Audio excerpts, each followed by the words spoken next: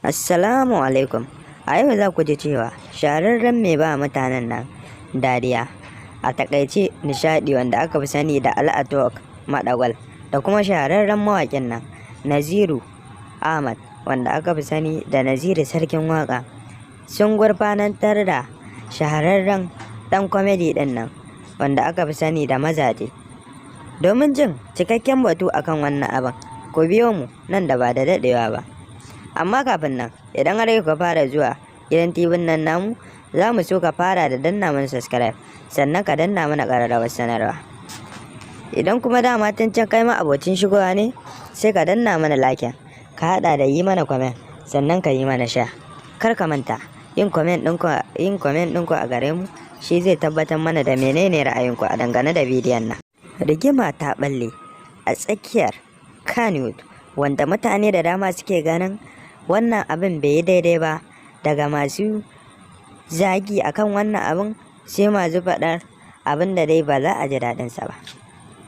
Cikakken batu akan abin da ya faru shine, shi dai Madagwal ya haɗa mutanensa akan su je domin su campaign, tunda su celebrities ne, ta harkokin nan suke samun kuɗi.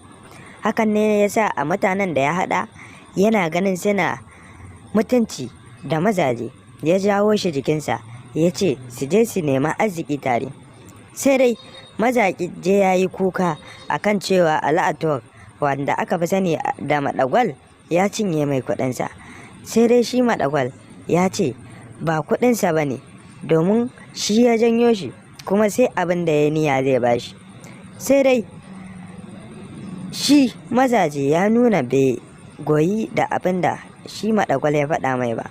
Dalilin haka ne ya ce zai ɗauki mataki a kai, kuma matakin zai zama babba, sannan ya zama izina ga shahararren mai ba mutane dariyan nan, watakan Al'atok, wanda aka fi sani da Madagwal.